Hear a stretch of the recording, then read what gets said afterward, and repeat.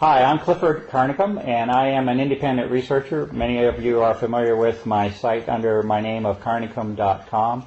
I'm an independent researcher on what I call the aerosol issue, aerosol crimes, popularly known or referred to as chemtrails. I don't use that term, but I don't have any problem with other folks that do that. But for about 10 years, I've been doing research on the aerosol issue, the deliberate introduction of massive amounts of particulates into our atmosphere. Our purpose here today is not to debate or discuss the reality of that subject. It is to go into a much deeper subject, and that is the biological consequences of these aerosol operations, with a particular interest in a condition that has emerged that has been called Morgellons. We will find that as I use this term, really any time in the future, and as well as now, I will put that term in quotes, and I think that'll become clear as we talk today. I'm here with Gwen Scott, Dr. Gwen Scott, a naturopathic doctor, a longtime friend, associate, and collaborator on research that we have done over 10 years now, with a great deal of recent activity over the last 3 months, specifically on, again, the Morgellons issue.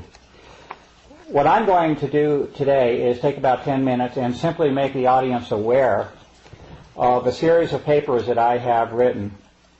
I will not go into in depth. I will not have time to go in depth, but I simply want to make the audience aware that these papers exist. The main subject of each paper that has evolved over the last 3 months.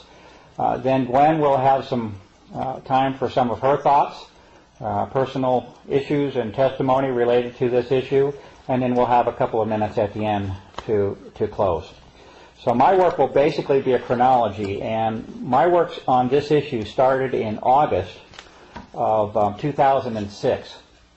And there was an individual that presented physical samples to me of a skin condition, along with the reports that wherever she went with these samples, that she either received no information back from the doctors, or that she was ridiculed, or that she was called delusional. This is how this individual was treated.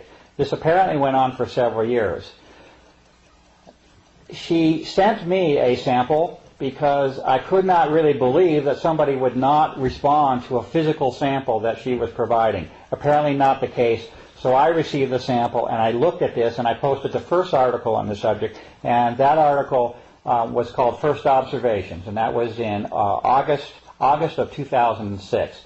That work was posted, rather phenomenal in terms of what it showed. It showed the presence of very unusual structures at the submicron level under the microscope, things that had no tie or continuity with normal biological processes, submicron fiber networks.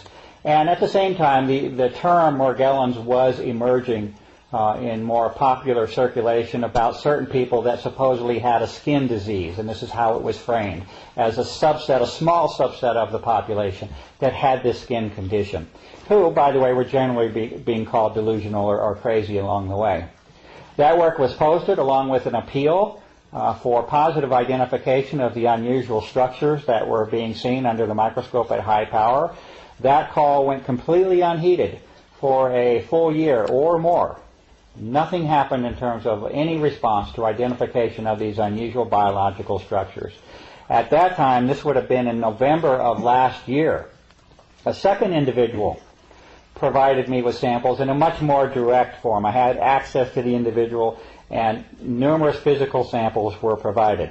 Those were also looked at in great detail under the microscope, and at that point it was different because I had a match. I had only had the one sample from one individual for a whole year. At that point, when the second individual came in, I had numerous samples to look at, and there was an exact match to the T, an exact match with that first sample of a year ago. And in the end, there are about 4 basic forms that are showing up on my side under the microscope. They are as follows. One would be what I call an encasing filament, or a bounding filament, a filament that is usually barely visible to the human eye, but within it a second structure exists, and that's a submicron network. So you have a bounding filament. A human hair is roughly on the order of 60 to 100 microns thick. This encasing filament is on the order of 12 to 20 microns. So you can see it with the visible eye. It has a similarity in appearance to a hair, but certainly you will find that it is not a hair when you look at it under proper magnification under the scope. So the second form is within the bounding filament, and this is a sub-micron network of fibers or filaments.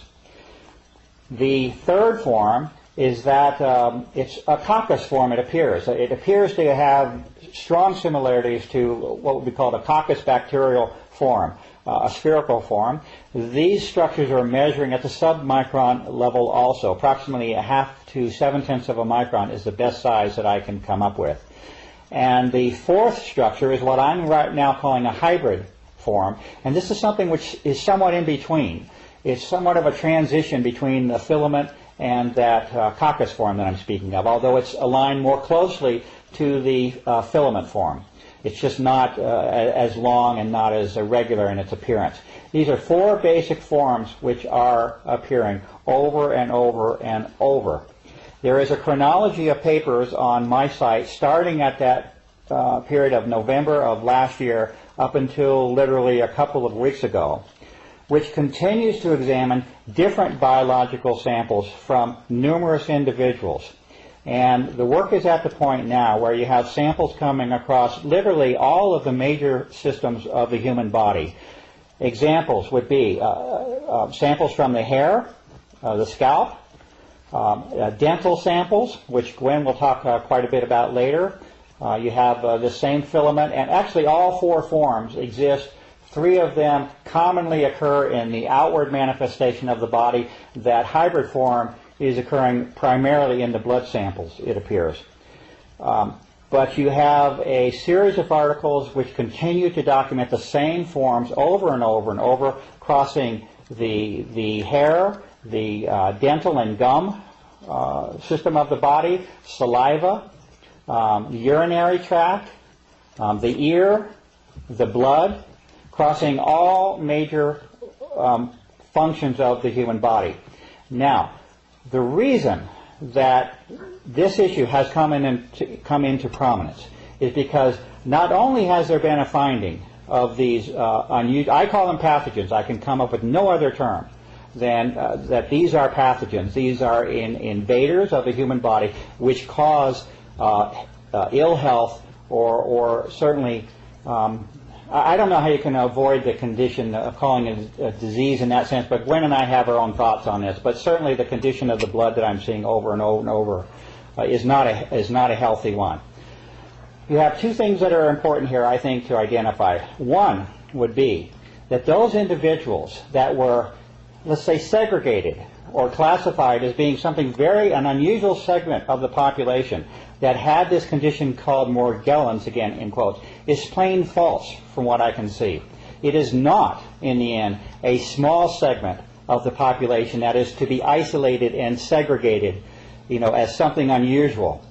In fact, the information and evidence is indicating that these same pathogenic forms, although they were originally found, it is true that those individuals that were classified as having Morgellons, again in quotes, those individuals called these forms to attention. This is where it first was examined, because you had something physical manifesting outside of the body, skin for example. So it is true that these individuals called attention to the problem.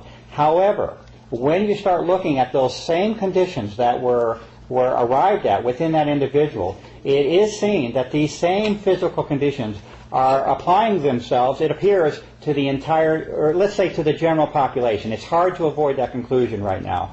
We have 18 individuals across 3 to 4 state lines that have contributed physical samples thus far, and the same identical pathogenic forms, again I can come up with no other proper term than that they are a pathogen, are occurring in these individuals. And the only distinction that I can make with the so-called Morgellons individual is that you simply have an outward or visible manifestation or visible form with that individual. But if you get into the blood and you get inside the body in these major systems, the same forms are occurring with all.